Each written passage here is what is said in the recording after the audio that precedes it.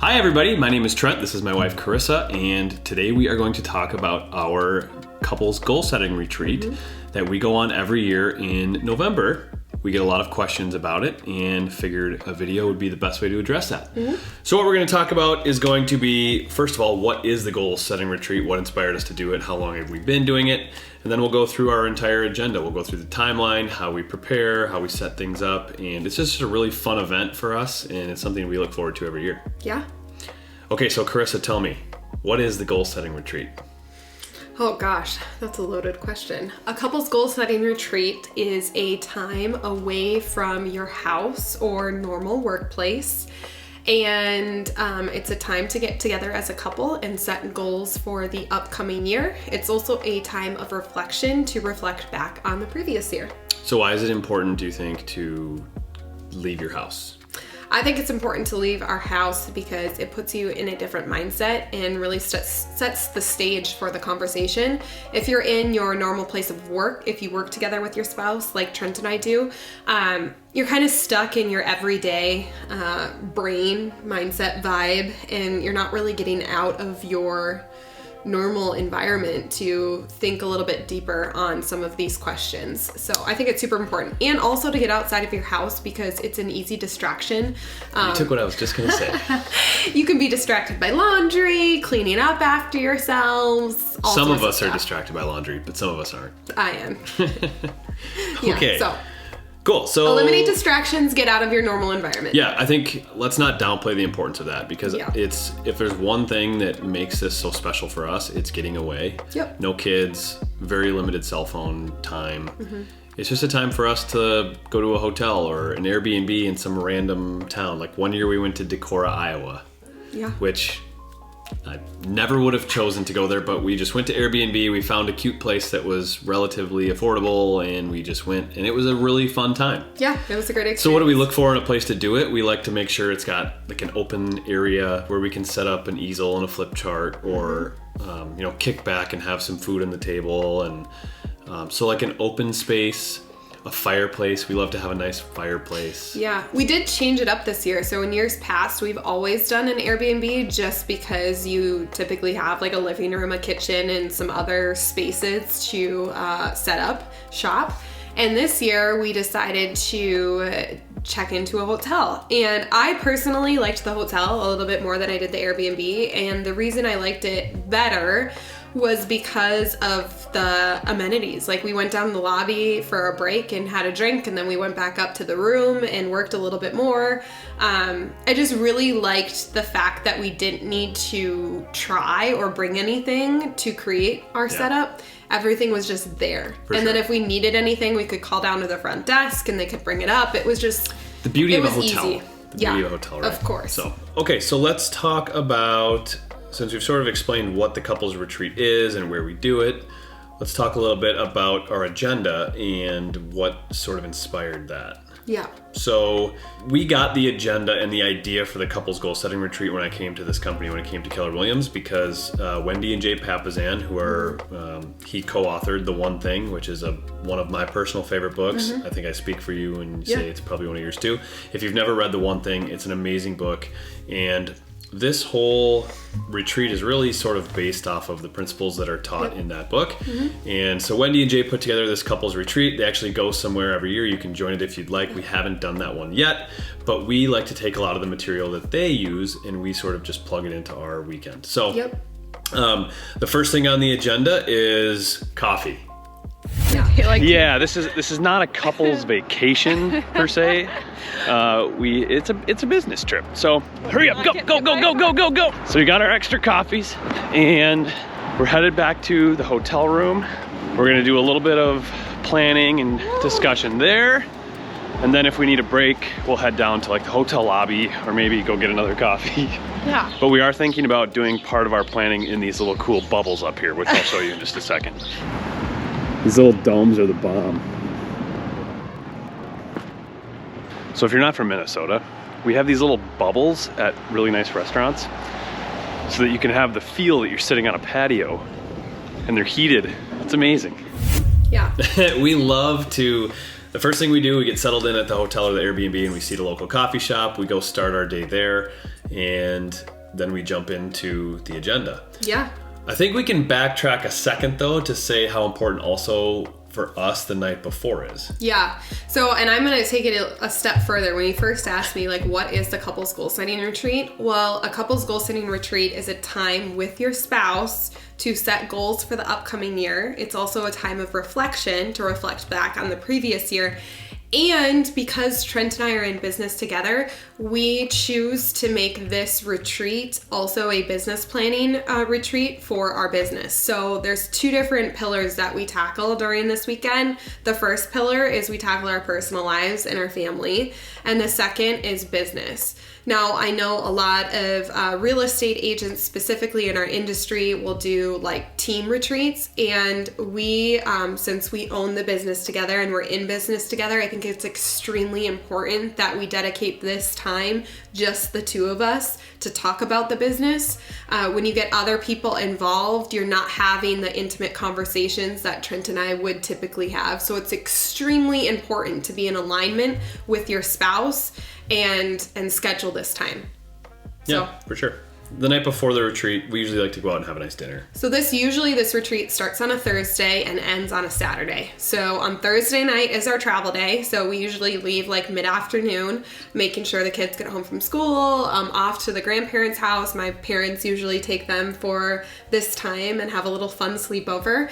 Then we head to our destination. Once we arrive at our destination, that's when the fun begins. So the first night one, once you arrive at your destination, you check into your place that you're staying, and then we go on a little date. Find the best food in town. Yeah. And then we usually try and walk there or something. Yeah. So. This year we were in Wayzata, Minnesota, so not far from our house at all. I mean, like 25 minutes far. So you don't have to go that far. It doesn't have to be this elaborate vacation. We went to Wayzata. It was phenomenal. We went and ate at, where did we eat again? Josephina's. It was amazing. We had phenomenal food, couple drinks, sat there, just talked about anything. Really, there's no real agenda. You don't have to stick to the conversation about goal setting either. I mean, it's just a special date night. Keep in mind, it's okay to have a glass of wine or two, but you want to make sure you're like really ready for the next day, because it's a whole day, and you want to make sure you're there mentally and physically. So our night prior is super important. We like to have fun with it. But okay, so let's get to the morning of. Yeah. My head just hit this lamp. Okay, so the day of, the first thing that we do, obviously, is we go grab coffee, sometimes two of them. Walking to pick up our third coffee of the day. And you said something right away, which was reflect and celebrate. Yeah. And I think that's a really important piece to add into here too, because if you watching this are a business owner like we are, you probably don't celebrate very often. No. It's probably the worst thing about us. Entrepreneurs are really bad at celebrating, and by the time we get to where we wanted to go and celebrate, we're already moved. Right. As our coach would say, Trent, stop moving the goalpost. Yeah. Our coach Alice always reminds us to stop moving the goalpost and just get to the goal, set or celebrate, and then start the next post. So I think this year one of our best sessions was the core values. Yeah. And the core values, I think, are very important because they're going to decide the rest of your day, and everything that you talk about from here forward is going to be based around those core values. So for us, what that looked like was there's a sheet that we used with a bunch of words on it. Yeah, and so if we can share that. Yeah, we can share that, or if you just simply Googled like core value words. I mean, there's so many different resources that will pop up with pages and pages and pages of words that can describe what your core values are. Yeah. So there's multiple ways to do it. In years past, we've always had individual core value words. So when you think about people picking a word for the year, that's a very common thing to do in the new year. This is the same sort of idea. Our core value words are displayed. So your core value words are words that are going to be important to your family and to help you or your family make decisions on anything that you do throughout the year. Yeah, our coach always says to me whenever I bring up some idea or some thought behind and something that I want to accomplish and I don't know whether it's a good idea or a bad idea, the first thing she says is, does it align with your core values? So and then I knew you were going to say that. These are the ultimate filter to everything that you do from here forward. So what was interesting this year, and now that we've been doing this for 4 years, I think we are so on the same page. This is so healthy for your relationship, but we are so on the same page that it's amazing how quickly we can just come to an agreement. Carissa went her separate way and I went my separate way. I did my core values and then she went and did her core values. Yep. And when So we came together... You just highlighted the ones that stuck out to you. It was incredible. I mean, I had probably 15 words. She had, I think, about 15 words. Yeah. And together we were able to narrow that down to just these 4 pretty quickly. Yeah. And in fact, some of the words that I had highlighted that he didn't, the ones he highlighted essentially meant the same thing. I just chose a different description. Yeah. So instead of, I don't know, it was so funny. Like, it was laughable at how much in alignment we were. Yeah. And you're going to want to keep, when you're doing this core value activity, you're going to want to keep your core values to like 3, 4, maybe 5 words. Yeah, they say no more than 5. But I would keep it to 3 if possible, or 4 if you have to push it. We had to have fun on the, I mean, we could have gone with gratitude, health, wealth. Yeah, connection. So our value words have fun. Are gratitude, health, wealth, connection, and fun. I think they're fitting. They are. And that is our family's core value words. So these are core value words that Trent and I share, and our kids are so little. They are 5, almost 4, and 1. So they don't have core value words themselves yet. So they share these with us. And when you discover your core value words, don't just choose them and forget about them. We are guilty of that in years past, where in March we've had to look up our notes from our November couples goal setting retreat and figure out which words we selected. Yes. Make a fun little display, frame it, put it in your house, put it in your office, put it somewhere where you're gonna look every single day and be reminded of those words, because you chose them for a reason and you make decisions every single day, and that will just help you make decisions easier. Yep. Cool. Okay, let's move on. Should we move on to the next section? Yeah. So after we go through our core values, the next thing that we do is we look at our 7 circles. And so we can copy, I don't know if we can paste that on the screen here, or if not, we'll put it in the comments below. Yep. But the 7 circles are literally, you can draw on a page, 7 circles, and it's going to be your spiritual, your physical health, your personal life, your key relationships, your job, your business, which may overlap if you're not a business owner. You can get a little creative on how you want to do that. But a lot of us business owners have sort of a job within our business. And then your finances. I think we labeled ours professional life for an example, because our job and our business are the same things. We have businesses that are outside of our job that we've just kind of included in our professional umbrella. So the activity that we do with this is Carissa kind of goes her separate way, I go my separate way, and together we sort of rate ourselves on how we feel we live in those 7 circles. Yeah. And a 1 out of 10 is usually the easiest way to do it. And what's amazing is mine every year are pretty much the same. So are yours. Yeah. But we all, like you watching this, you probably lack in one part of life that's constantly hard for you. You're not going to be like really amazing at your physical health one year and then really bad at it the next year. Yeah. I mean, I guess you could, but it's pretty rare. Yeah. Usually someone who lives in a healthy lifestyle, it's a lifestyle. They continue to live that way. So, but what's really interesting is you can rank yourself, your spouse or your partner ranks themselves. You come together and you go over those numbers and you talk about it, and you will reveal some information and some things that maybe you didn't know about the other person. Yeah. You know, I think that you perform well in that part, and you might think I perform low in some parts. And so it's just interesting to have conversations around those 7 things. And you never know what someone's thinking. Like my perception would be that you are an 8 in something, but internally you may feel like you're only a 6, and I didn't realize that. Like, what made you only give yourself a 6? And then your spouse or your partner will answer that and talk about why they're so low. And everyone, I mean, we are our worst critic, right? Or best critic? Best critic. Well, everybody's your own worst enemy. Yeah, right? but so like... You're the most critique. Yeah, you're hard on yourself. Yeah. And so it's interesting what comes up. But now that we've been doing it for so many years, our numbers, I mean, you know which category is going to be the lowest for you, and that you're going to have to be a little bit more intentional about growing and excelling in. But the goal would be to be above 8 in all categories. For sure.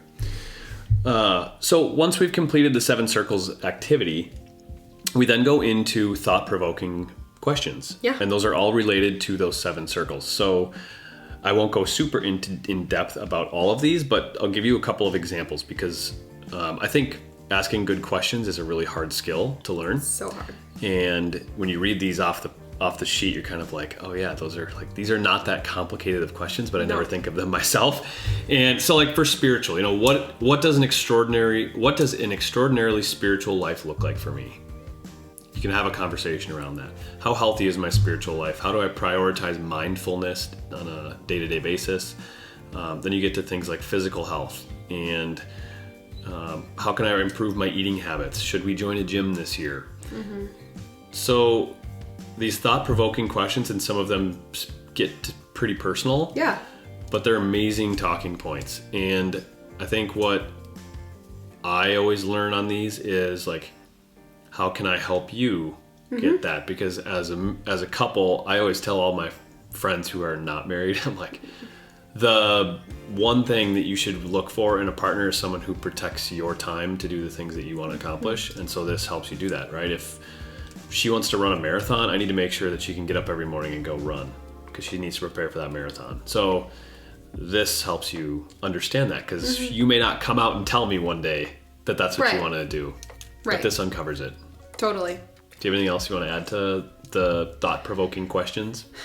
No, I just think it's a great time to check in with your spouse. And we're going on date nights. We're not necessarily asking each other these formal questions. And so if your spouse is struggling to, I don't know, maybe like the intimacy is lacking and they need more of it, or they need more words of affirmation, or they need more time with you.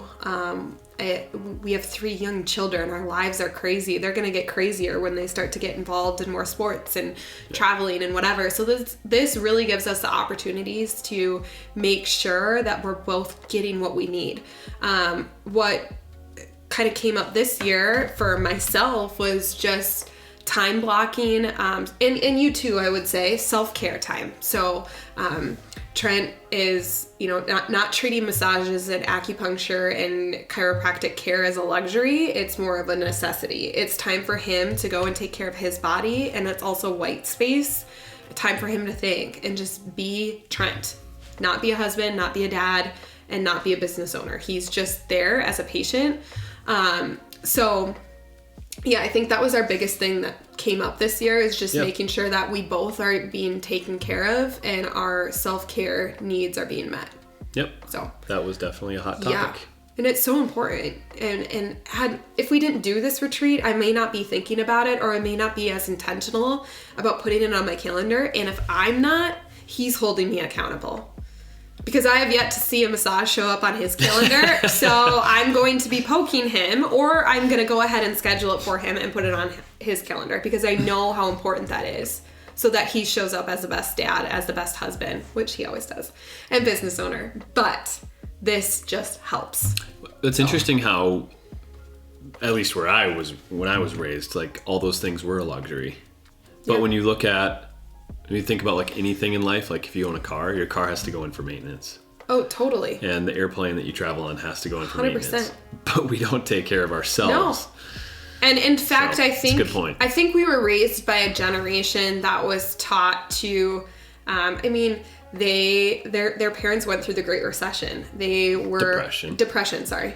But you could argue Great Recession in 07, 09. They did, not their parents. Yeah. So, they were kind of like this with everything in life, and they sacrificed things that they may have wanted or needed to do for themselves, for their children, because that was just kind of what they were taught.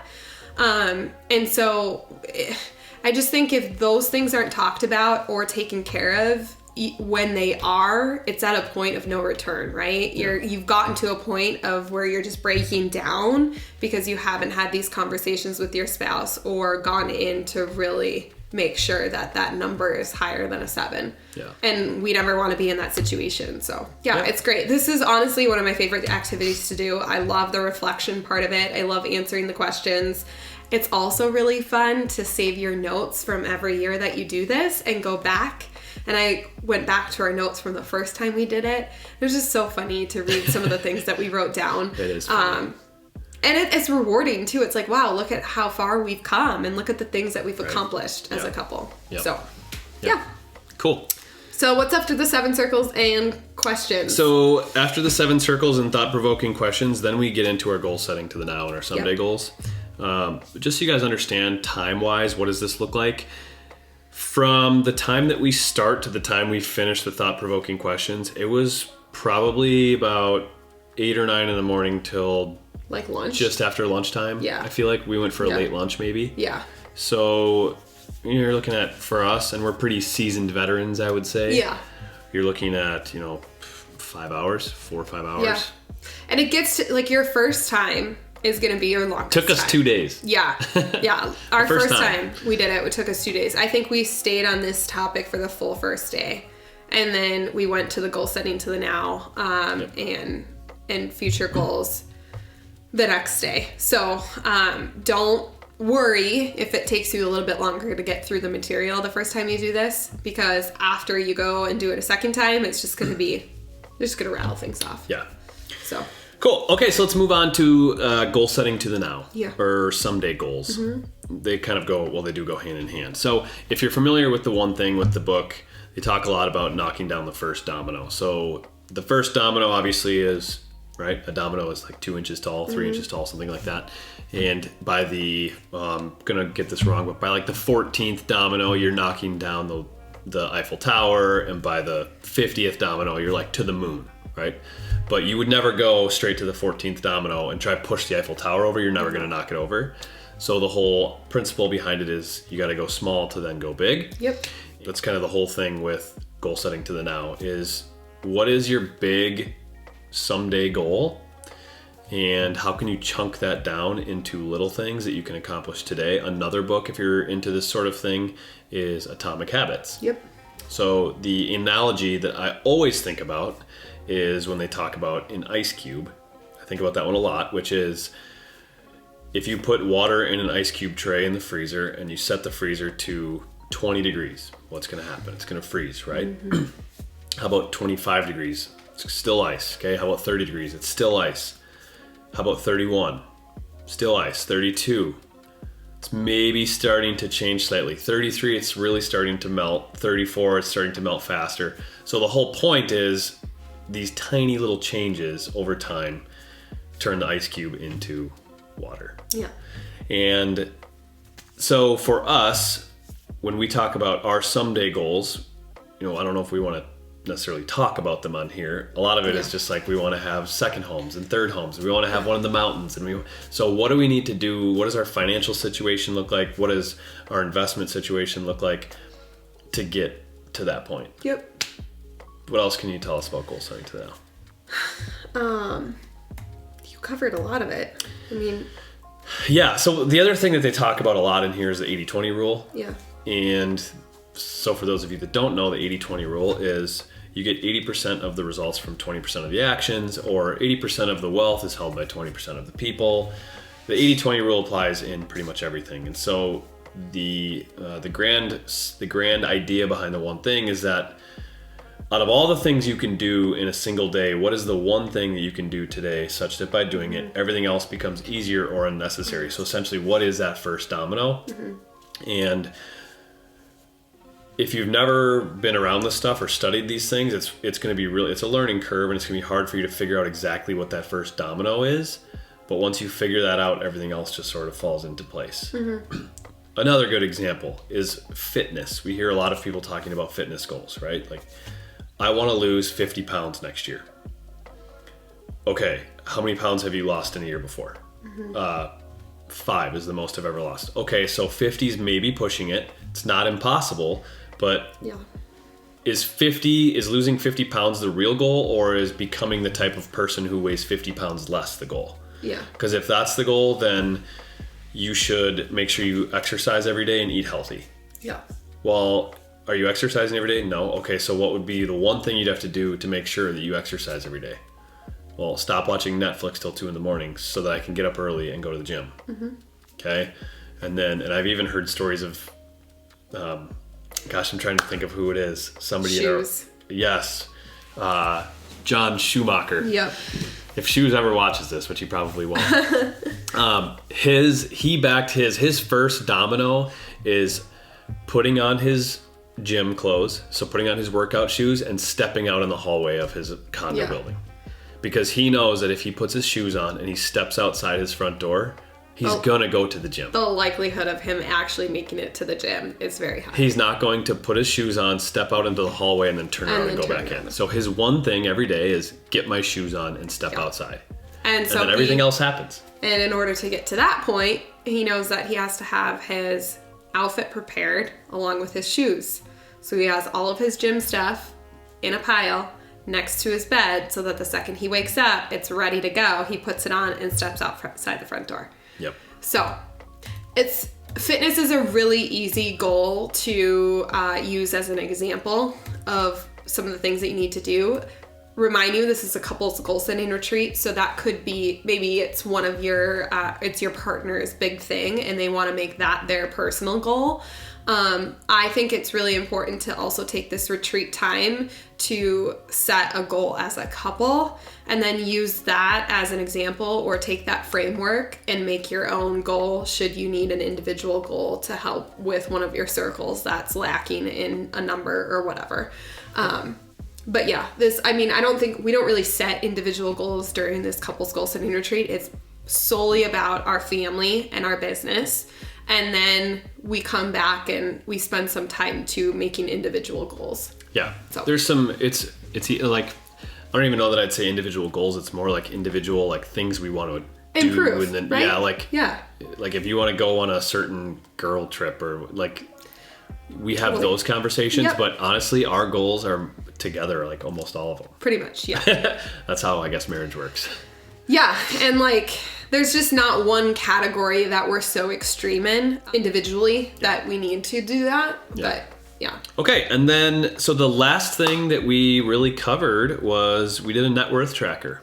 Oh yeah, that was fun. And that's do we want to also fun. talk about this year? We've never done it in years past, but we wanted to discover our love language. I knew what my love language was, but there was this really fun quiz that we took online. I literally just Googled free love language quiz, and we both took a short quiz, and we learned a little bit about each other and what our love language is and how we like to receive our love. So I think that's super important, and that was a really fun activity to do post 7 circles, so before you start your actual goal setting. Yeah. Awesome. And okay, so the last thing was net worth. The last thing that we did was the net worth tracker. That was really fun. And if you have never done it before, I really encourage you to do it. If you're watching this thinking, I don't have any net worth, it's even more fun because next year that number is going to be different and you're going to be out of whatever hole you're in, or it's going to be higher. And even if it's just a little bit, watching it grow is awesome. So do the net worth. If you need a good net worth tracking sheet, we certainly can send one over to you. So just send us a message with your email and we can send that to you. And net worth is you guys so important. I mean, we didn't do this the first year, and we all know as business owners, if you don't know your numbers, that means they're probably not great and you're in trouble. Or they're so good, but then you're just likely, usually not. Usually when a business owner doesn't know their numbers, it's not a good thing. I agree. You need to know your numbers. We get asked what our numbers are all the time. If you are not good at tracking your numbers, usually there's someone in your organization that does it for you and you are aware of what they are. You're just not the person that's managing it. And that goes with your net worth. Like if you're not managing your household numbers, you're never, that's never going to improve. And there could be something on there that you're not realizing. It's so important. So that was super fun to do. And our number has increased since the last time we did it, which was super fun. We are real estate investors and we do borrow money for our real estate investments. So there is going to be the sheet we use does a really good job of figuring it out. There's a lot from of that good perspective. There's a lot of good resources out there. So yeah, it was fun to be. And most people who really watch their net worth, they track it monthly, not annually. So right. Yep. if you're really hardcore, look at it every month. Some people looking at it every Monday. Yeah, it's really fun. You get to see, every time you have a monthly pay down on an investment property, your net worth goes up. Yeah. So it's super fun. So yeah, that is essentially the goal setting retreat in a nutshell. Yeah, and then Friday night is like celebratory. We also have another reservation, and we go out to dinner and we celebrate our hard work the last 48 hours or 24. Usually our brains are fried. Yeah, they're pretty fried. So we're not talking anything business, or it's just pure fun. Like this year we sat and talked about Christmas gifts and just stuff that didn't take up a ton of brain space. And if you desire to go bar hopping and have nightcaps and do whatever, feel free that night, because the next day all you have to worry about is the kids that you go home to. Yep. Which equally you want to be refreshed and physically prepared for that too. I get that, but yeah, it's one of my favorite weekends of the year to spend with Trent. It's just it's been great for our marriage. It's been great for our business, and all the things that we talk about, especially our value words, we'll print and make sure they're displayed in our home. That's like our homework. Is there anything else? Oh, like we do what we call a business 135, or some people call it a business GPS. So that's basically just taking your one goal for your business and then breaking it down into 3 categories. And in each category, you break it down into 5 activities that you need to do to hit that one category, and all 3 of those categories should get you to your one goal. I think that 135 and the 411 would be great topics for another video. I think so too. So we can go a little bit deeper into that, but that's something that we'll print off and display as well in our office. So yeah, this is such a fun weekend. Yeah, it's really great. And if you're looking for a formal material of just questions and things that we do, please don't hesitate to reach out to us. We would be happy to share. Yep. Awesome. Great. Well, that's all we have for the Couples Goal Setting Retreat video. And if you'd like to watch more things like this, subscribe to the channel. Yeah. And we will do more. Next video will be the 135 and the 411. Yay. Thanks, guys. Bye.